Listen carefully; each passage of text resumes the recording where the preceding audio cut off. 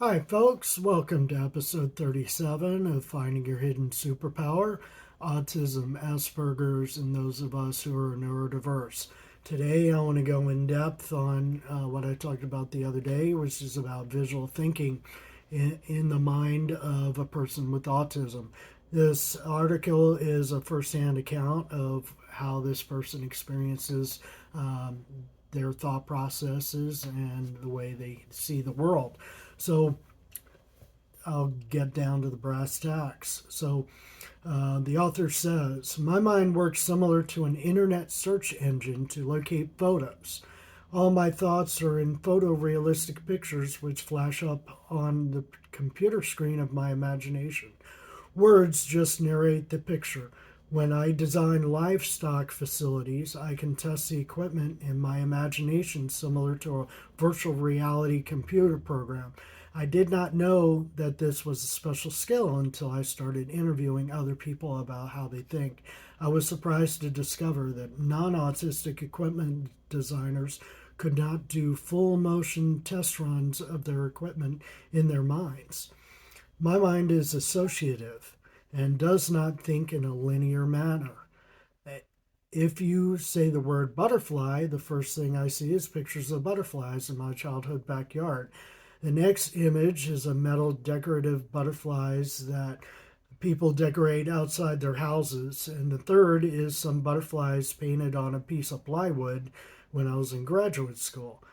Then my mind gets off topic and starts to see butterflies in chicken when you do a butterfly cut served in a fancy restaurant. So one of the problems is that with this author, when he's seeing, bringing up the image of a butterfly, he can go off topic because all he's doing is seeing pictures of different butterflies and different associations of what butterfly means. So, context isn't necessarily the number one thing that is driving the understanding of the subject matter that is being brought up. Visual pictures are what being brought up, not necessarily context. So, one of the problems is that people can go down the rabbit hole of all the different associated properties of a subject matter.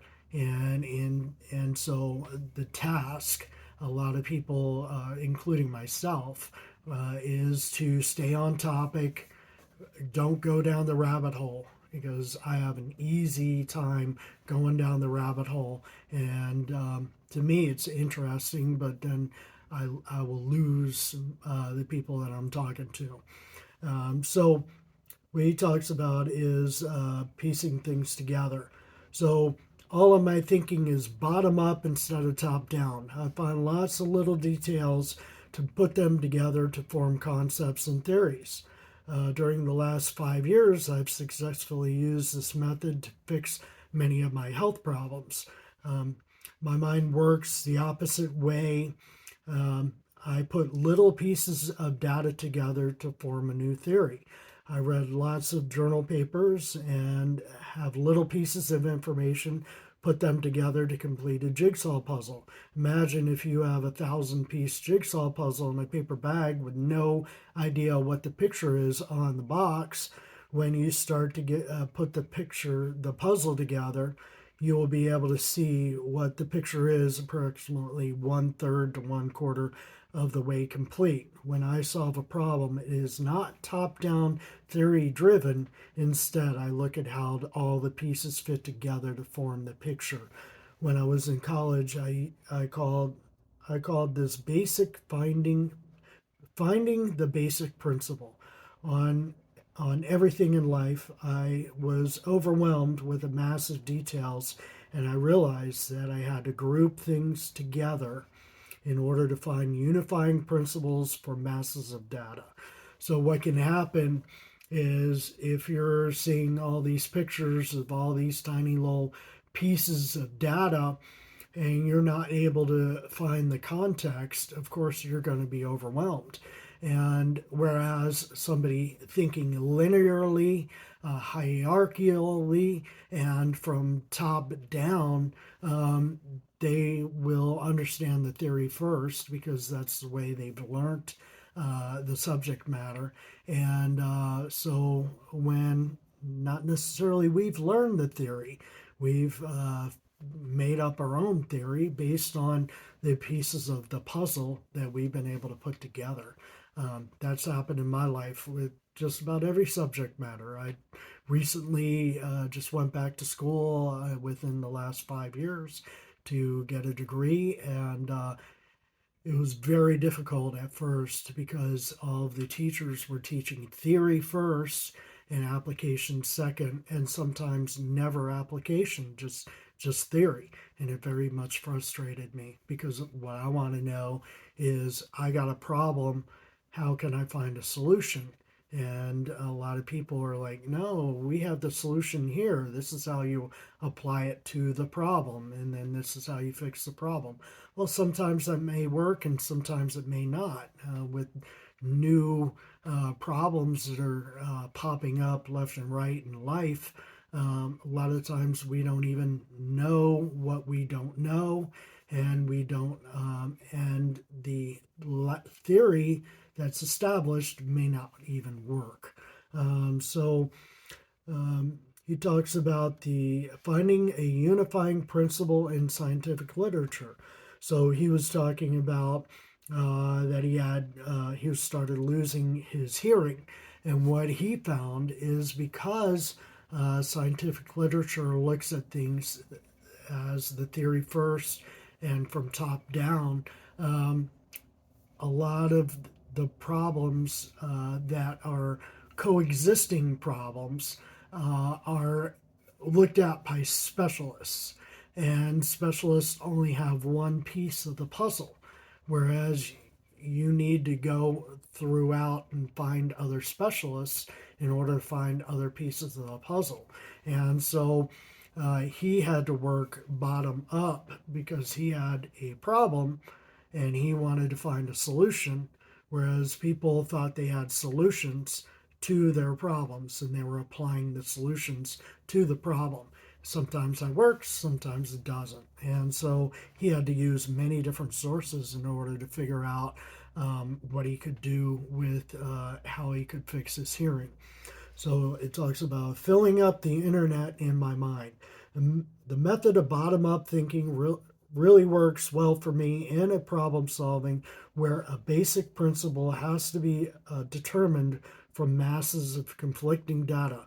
One disadvantage of my kind of thinking is that there's a huge amount of data required to find the answers. Since my mind works similar to an internet search engine, my ability to solve problems got better and better as I had more and more experience and read more and more journals and books.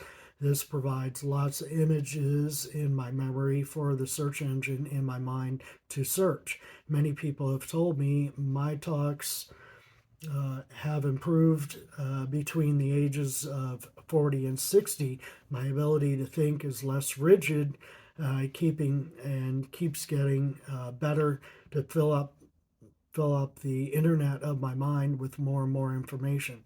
I greatly improved socially in my 40s and 50s compared to my 20s.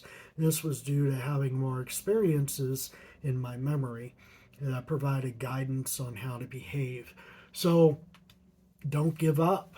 If you have similar ways of thinking, you just need more data. And then you need an engine to search through that data. And then you got to keep on track to make sure you don't go down the rabbit hole because you want to make sure that you know what the objective is. Because if you got a jigsaw puzzle and you don't know what the picture is, you may be going down the wrong way. And you may take a long time in order to get the answer, whereas somebody that's competing against you may be able to find a better way to get the answer, and they may move ahead of you in life. And that's where you need to be careful. So don't get, so that's where the frustration can come in, because you may think of yourself as smarter than others, but if they're able to apply their smarts faster and better than you, then you're not getting the traction that you need. So there's some weak spots that you are unaware of that you need to hone up or hone into, and you need more data, you need more techniques, and you need to be able to figure out and be less rigid, and be more flexible, be more forgiving of yourself and more forgiving of others. Be careful about being jealous. Be careful about all those negative things that you can attribute to other people, because life is not fair. And that's what you need to understand, is life is not fair. There are people that have, easier way at doing things, and they're able to cruise through life easily, and you may not be one of them. Especially if you're watching this video, you're probably not one of them. So figure out how to make yourself more efficient. So he talks about door symbols. When I was in high school at age 13, many teachers did not understand why I kept talking about going through little doors and thinking in visual symbols. Since my mind stores information in photorealistic pictures, I do not have true abstract thinking. To visualize the concept of my future after high school, I had to use the door symbols. In fact, the first door symbols were real doors I could practice walking through. Today, I no longer think in door symbols because I have a huge database of the internet inside my mind.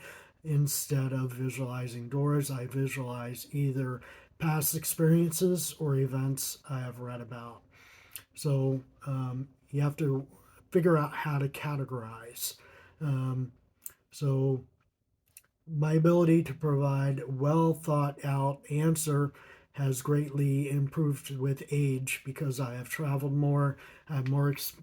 We will have more experiences. We'll have more data, and we'll be able to deal with that and bring that up the internet of our minds. Um, so, how to develop faster category thinking. When I was young, my thinking process was extremely slow because I was less skilled at finding the basic principle of the masses of data. But skills in people on the autism spectrum still develop as they are adults. The more research I did analyzing the results of scientific studies, the better I got at it. I always read the methods section of the paper carefully when I visualize how the experiment was done. Differences in methods also explain conflicting results of scientific studies. So going back, copying methods, modeling the methods of successful people is the easiest way. Do not try and remake the wheel, because there's a lot of people out there, especially if they're top down. The people that are teaching them up at the top, they're skipping a lot of steps, because in their mind they already think, oh, step A1, A2, A3 are that's common sense. So I'll just leave those out, and I'll just tell you steps 1, 2, and 3. Except, instead of having 3 steps, there can be 30 steps. And us, because we don't necessarily understand common sense of neurotypicals, we'll get bogged down because we will be too literal about these steps and not looking towards common sense. And so that's the thing, is you have to read between the lines. And a lot of times people with autism, they don't know how to read between the lines. But as you get older, you'll get better at this. So it just takes practice and figuring out what's the best way of doing something for you. So with that, I'm going to have to take off, and because this is going towards 15 minutes. And so have a good day. I'll reference this paper. It's free to read, and I'll probably be talking about it more and in the future. So thanks. Have a great day.